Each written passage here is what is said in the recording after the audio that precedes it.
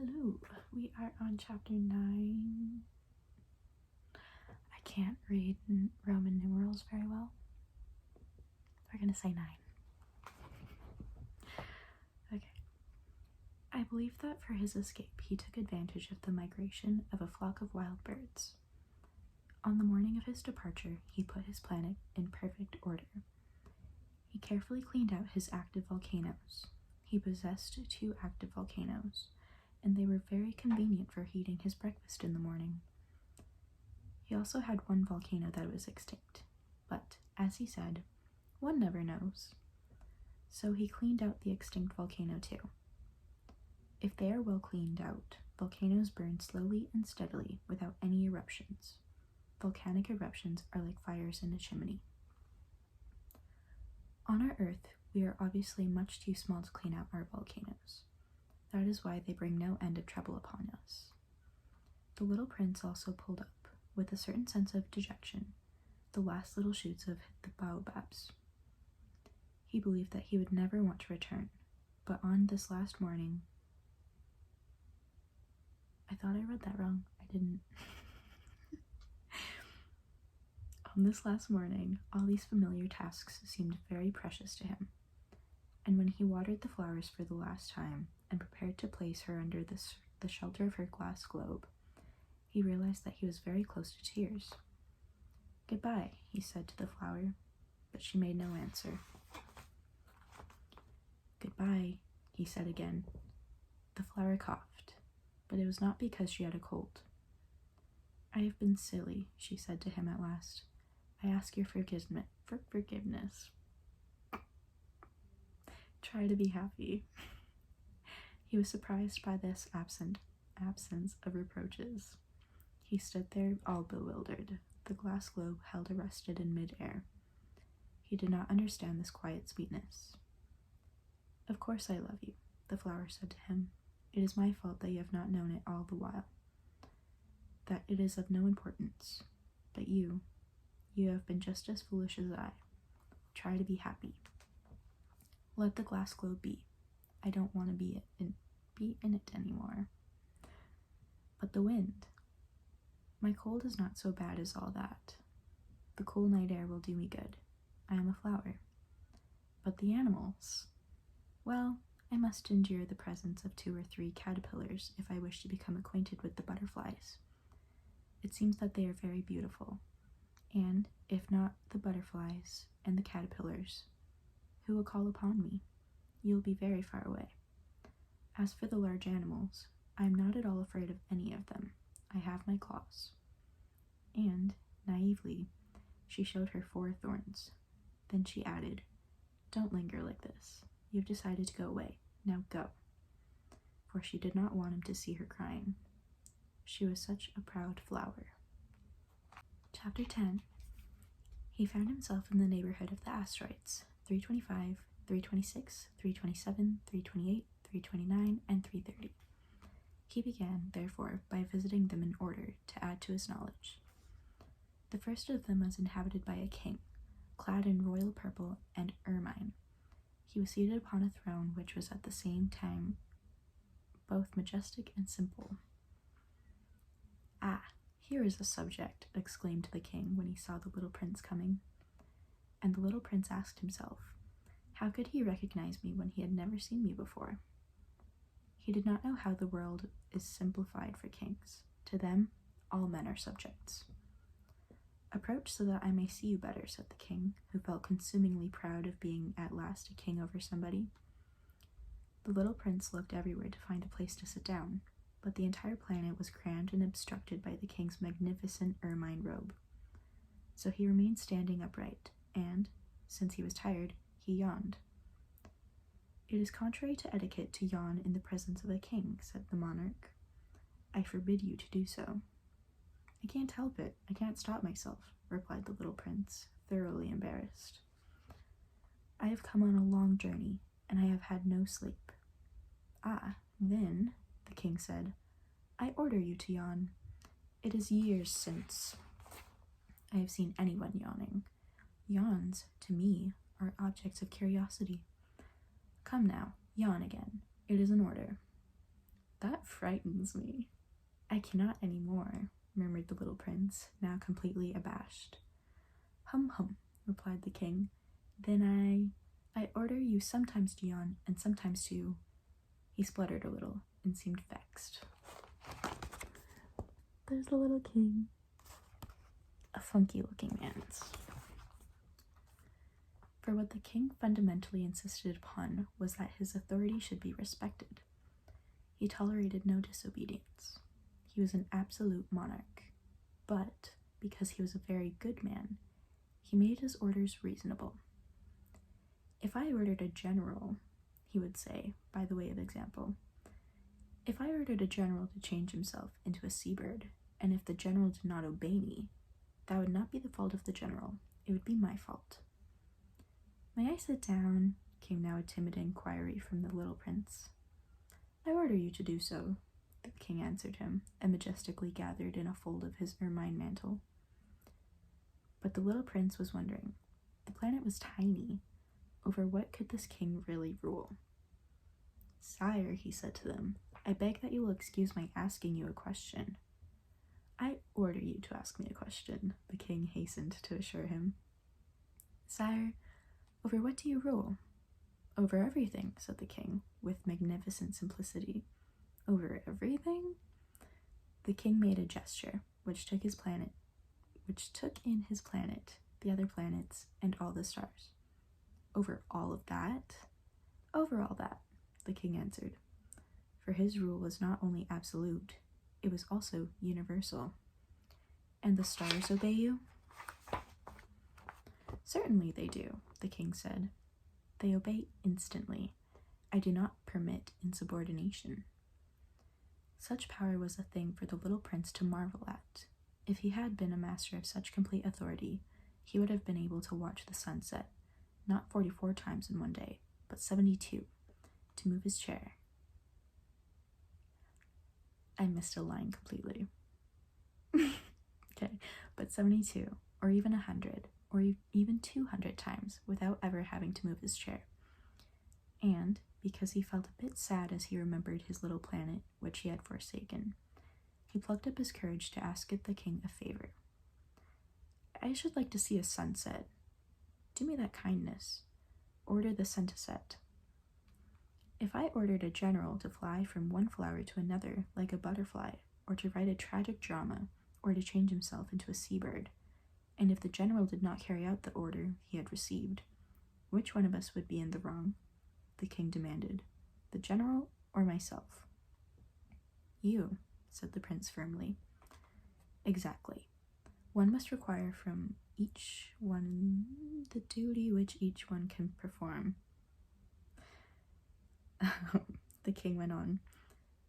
Accepted authority rests first of all on reason. If you ordered your people to go and throw themselves into the sea, they would rise up in revolution. I have the right to require obedience because my orders are reasonable. Then my sunset, the little prince reminded him, for he never forgot a question once he had asked it. You shall have your sunset. I shall command it. But, according to my science of government, I shall wait until conditions are favorable. When will that be? Inquired the little prince. Hum hum, replied the king, and, before saying anything else, he consulted a bulky almanac. Hum hum, that will be that will be this evening, about 20 minutes to 8, and you will see how well I am obeyed. The little prince yawned. He was regretting his lost sunset. And then, too, he was already beginning to be a little bored. I have nothing more to do here, he said to the king, so I shall set out on my way again. Do not go, said the king, who was very proud of having a subject. Do not go. I will make you a minister. Minister of what? Minister of justice. But there is nobody here to judge. We do not know that, the king said to him. I have not yet made a complete tour of my kingdom. I am very old. There is no room here for a carriage, and it tires me to walk. Oh, but I have looked already, said the little prince, turning round to give one more glance to the other side of the planet. On that side, as on this, there is nobody at all. Then you shall judge yourself, the king answered. That is the most difficult thing of all. It is much more difficult to judge oneself than to judge others. If you succeed in judging yourself rightly, then you are indeed a man of true wisdom. Yes, said the little prince, but I can judge myself anywhere. I do not need to live on this planet. Hum, hum, said the king. I have good reason to believe that somewhere on my planet there is an old rat. I hear him at night. You can judge this old rat. From time to time you will condemn him to death. Thus his life will depend on your justice. But you will pardon him on each occasion, for he must be treated thriftily. I don't think I said that right. He is the only one we have. I, replied the prince, do not like to condemn anyone to death, and now I think I will be on my way. No, said the king. But the little prince, having now completed his preparations for departure, had no wish to grieve the old monarch. If your majesty wishes to be promptly obeyed, he said, he should be able to give me a reasonable order. He should be able, for example, to order me to be gone by the end of 1 minute. It seems to me that conditions are favorable. As the king made no answer, the little prince hesitated a moment. Then, with a sigh, he took his leave. I make you my ambassador, the king called out hastily. He had a magnificent air of authority. The grown-ups are very strange, the little prince said to himself as he continued on his journey. Chapter 11. The second planet was inhabited by a conceited man. Ah, I'm about to receive a visit from an admirer, he exclaimed from afar when he first saw the little prince coming. For, to conceited men, all other men are admirers. Good morning, said the little prince. That is a hat you are wearing. It is a hat for salutes, the conceited man replied.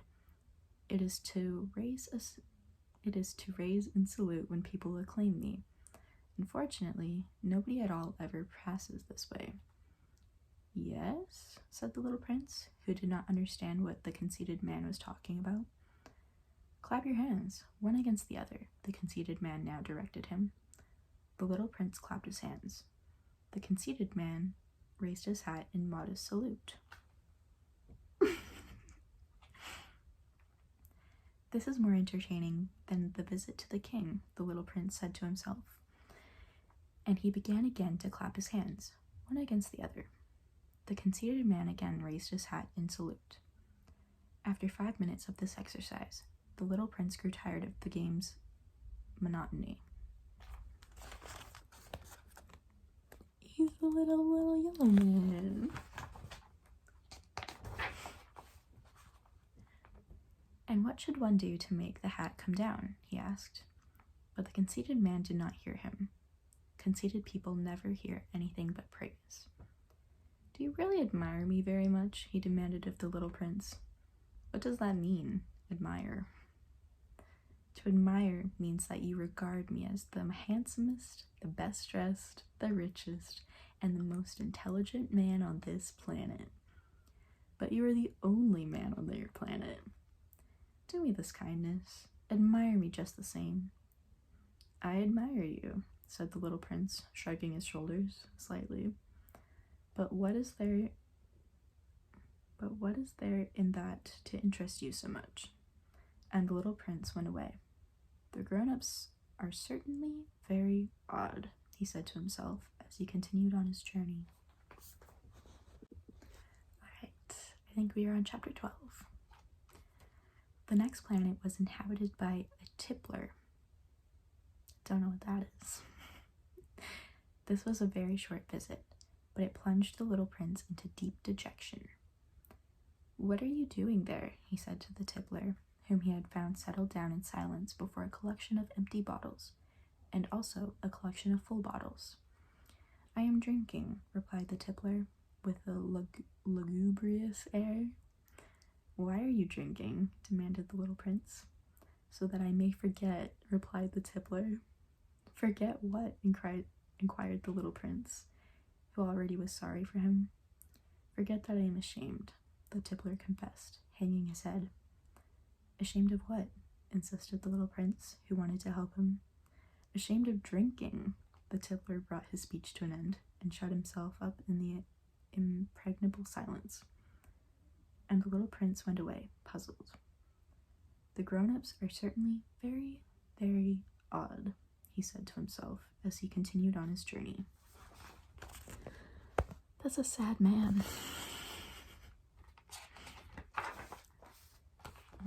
We got a picture right off the bat. That was the end of chapter 12, by the way. It was one page, so we're going to go into chapter 13. The fourth planet belonged to a businessman. This man was so much occupied that he did not even raise his head at the little prince's arrival. "Good morning," the little prince said to him. "Your cigarette has gone out." 3 and 2 make 5. 5 and 7 make 12. 12 and 3 make 15. Good morning. 15 and 7 make 22. 22 and 6 make 28. I haven't time to light it again. 26 and 5 make 31. Phew! Then that makes 501,622,731. 500 million what? Asked the little prince. Are you still there? 501 million. I can't stop. I have so much to do. I'm concerned with matters of consequence. I don't amuse myself with balderdash. 2 and 5 make 7. 501 million what? Repeated the little prince, who never in his life had let go of a question once he had asked it. The businessman raised his head. During the 54 hours that I have inhabited this planet, I have been disturbed, not disrupted. I have been disturbed only 3 times. The first time was 22 years ago. Oh, I messed that up real bad. It was 54 years, not 54 hours. Okay. The first time was 22 years ago, when some giddy goose fell from goodness knows where. He made the most frightful noise that resounded all over the place, and I made 4 mistakes in my addition. The second time was 11 years ago. I was disturbed by an attack of a rheumatism? I don't know what that word is. I don't get enough exercise. I have no time for loafing. The third time, well, this is it. I was saying then, 501 millions. Millions of what? The businessman suddenly realized that there was no hope of being left in peace until he answered this question. Millions of those little objects, he said, which one sometimes sees in the sky. Flies? Oh no. Little glittering objects. Bees? Oh no. Little golden objects that set lazy men to idle dreaming. As for me, I am concerned with the matters of consequence. There is no time to idle and dreaming in my life. Ah, you mean the stars? Yes, that's it, the stars. And what do you do with 500 millions of stars? 501,622,731. I am concerned with matters of consequences. I am accurate. And what do you do with these stars? What do I do with them? Yes, nothing. I own them. You own the stars? Yes. But I have already seen a king who. Kings do not own, they reign over. It is a very different matter. And what good does it do to you to own the stars? It does me the good of making me rich. And what good does it do to you to be rich? It makes it possible for me to buy more stars, if any are discovered. This man, the little prince said to himself, reasons like my poor tippler. Nevertheless, he still had some more questions. How is it possible for one to own the stars? To whom do they belong? The businessman retorted, peevishly. I don't know. It's nobody. Then they belong to me, because I was the first person to think of it. Is that all this Is that all that is necessary? Certainly. When you find a diamond that belongs to nobody, it is yours. When you discover an island that belongs to nobody, it is yours.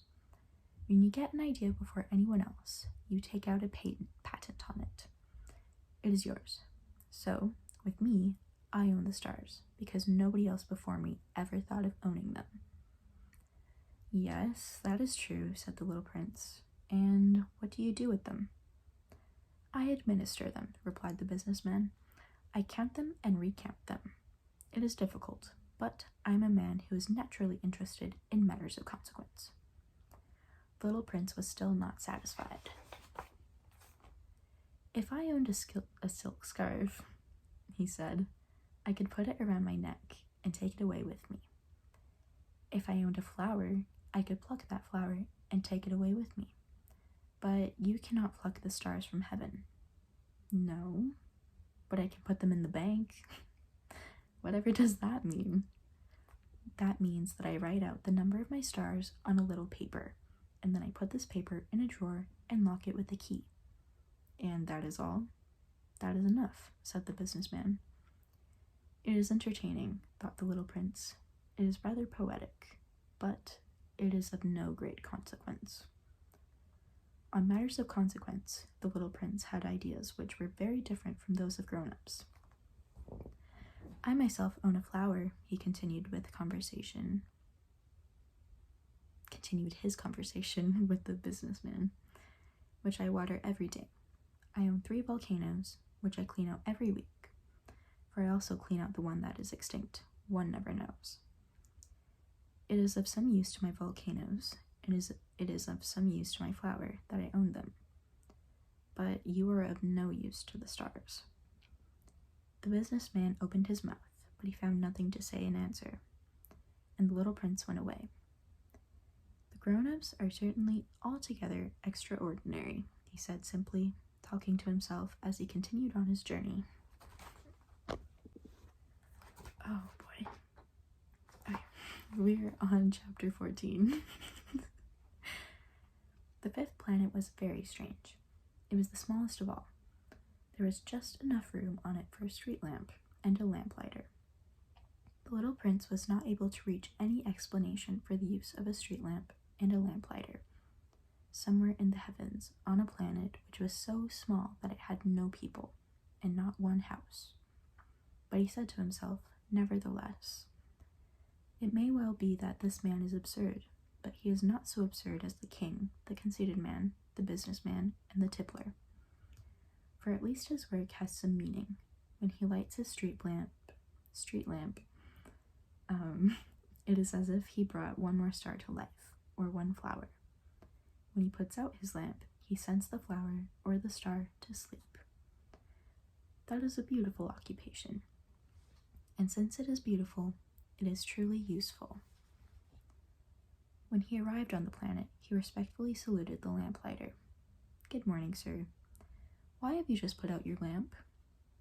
Those are the orders, replied the lamplighter. Good morning. What are the orders? The orders are that I put out my lamp. Good evening. And he lighted his lamp again. But why have you just lighted it again? Those are the orders, replied the lamplighter. I do not understand, said the little prince.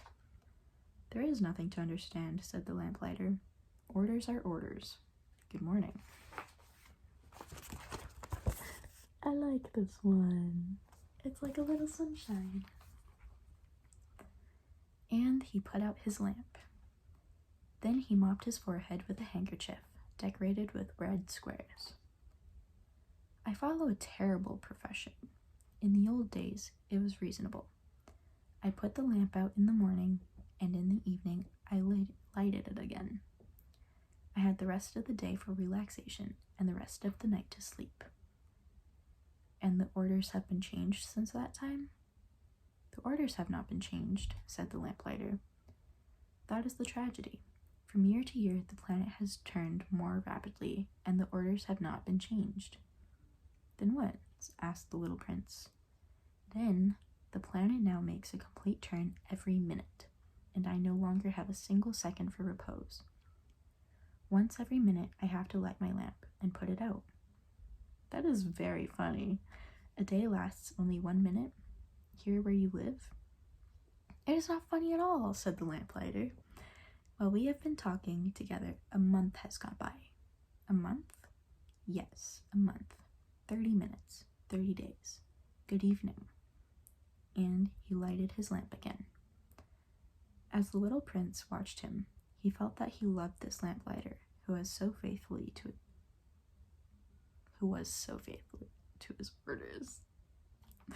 He remembered the sunsets which he made himself had gone to seek in other days, merely by pulling his chair, and he wanted to help his friend.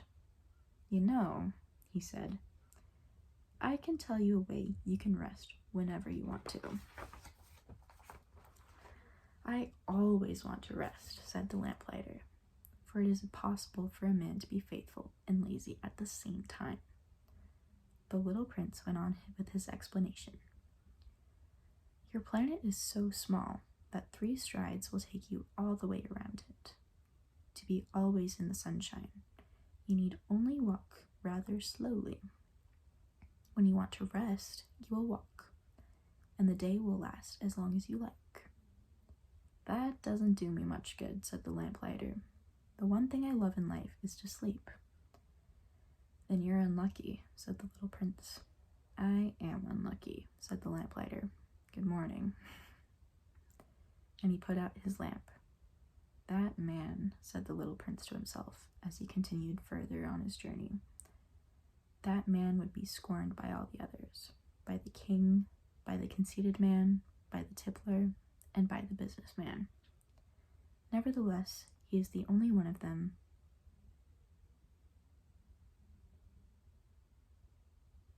bad translation. We're gonna say who does not seem to be ridiculous. Perhaps that is because he is thinking of something else besides himself. He breathed a sigh of regret and said to himself again, that man is the only one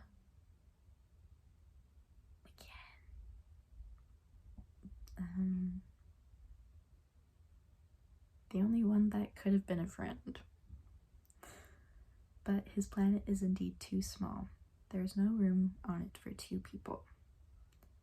What the little prince did not dare confess was that he was very sorry most of all to leave this planet, because it was blessed every day with 1,440 sunsets. That's cute. That's the last chapter that I'm reading.